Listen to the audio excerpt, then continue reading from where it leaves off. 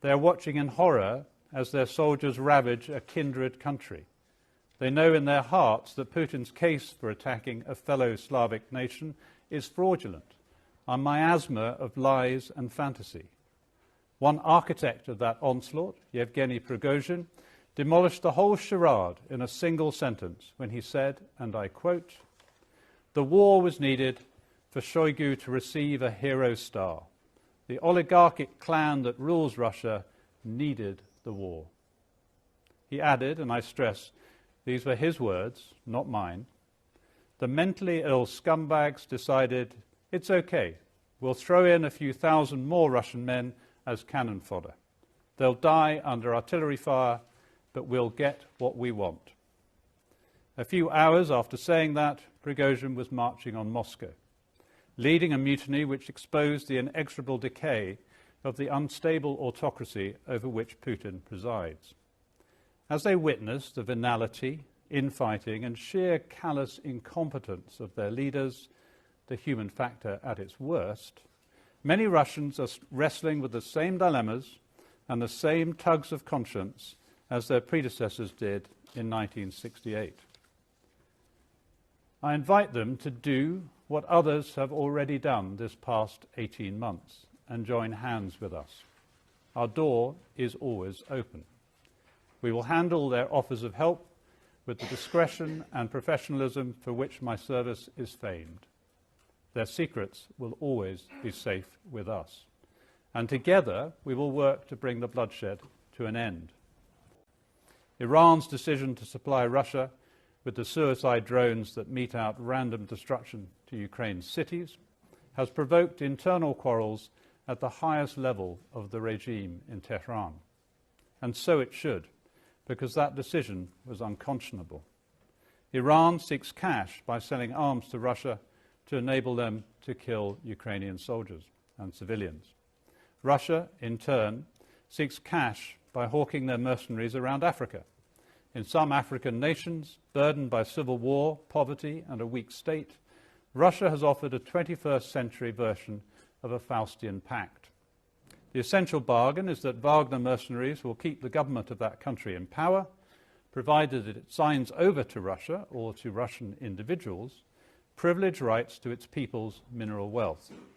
The leaders of the Central African Republic were the first to strike this deal, followed by the military regime in Mali.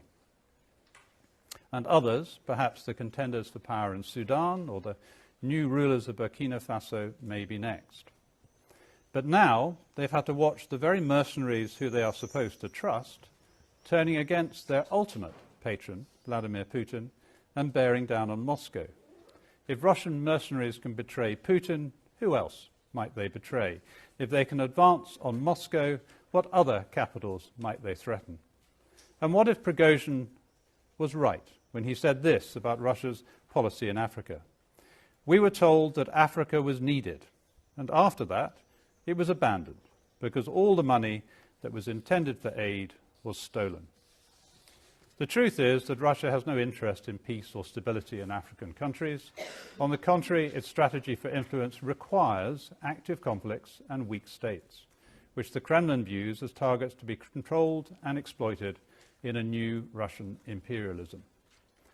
I use that parallel with the crushing of the Prague Spring advisedly, because now is a time where we are seeing Russians who are totally appalled by what they're seeing done in their name in Ukraine, and therefore it's a moment where people are looking to come and help us. And there's nothing to do about what's going on in Russia. What happens in Russia is down to Russians ultimately, but what they can do is to help us to bring the bloodshed in Ukraine to an end by helping us to support the Ukrainians. And you're sure you can protect them, or that the security services, of course, that also MI5 can protect them? That is our sacred trust. If we could not do that, we would go out of business. And I can assure you, Anne, we are very much in business.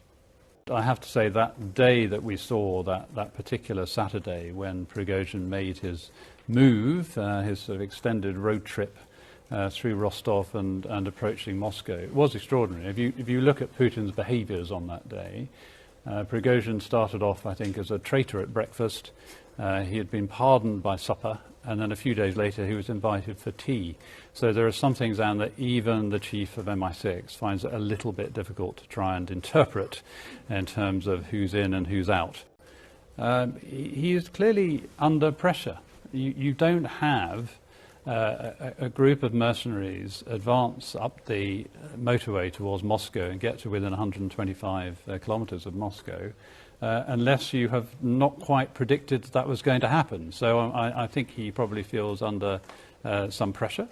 Prigozhin was his creature, utterly created by Putin, and yet he turned on him.